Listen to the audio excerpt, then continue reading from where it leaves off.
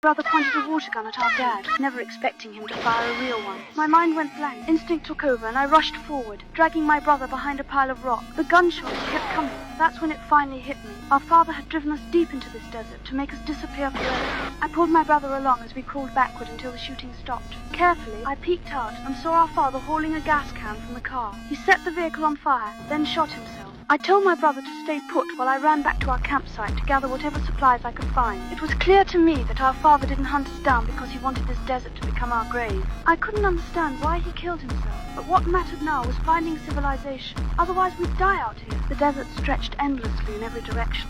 We walked from dawn to dusk and saw nothing. The only water source had been destroyed by our father. My brother still didn't understand what had happened. He was curious about everything around us. I had to pretend to stay calm. When night fell, we leaned against a rock face and fell asleep, fighting our thirst. The next day, we kept moving, wandering aimlessly like lost souls. I took my brother up a hillside, hoping to get a better view of our surroundings. But halfway up, I nearly slipped and fell. When we finally reached the top, all we could see were endless barren mountains. No sign of civilization anywhere. The symptoms of dehydration were getting worse. We searched for most of the day but didn't find a single drop of water. I scraped a few drops from the bottom of a can for my brother. He couldn't keep up anymore and tumbled down the slope, collapsing on the ground and refusing to get up. I had no choice but to carry him on my back and keep going. After what felt like forever, a fruit tree appeared ahead. I thought I was hallucinating until my brother saw it too. There was a water hole beneath the tree. Brother rushed over and started drinking, grabbing the wild fruits floating in the water and shoving them in his mouth. When I saw birds eating the same fruit, I knew it wasn't poisonous.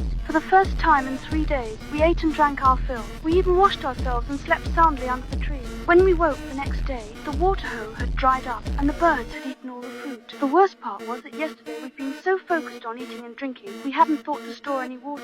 I told myself the water would seep back out. My brother and I waited under the tree.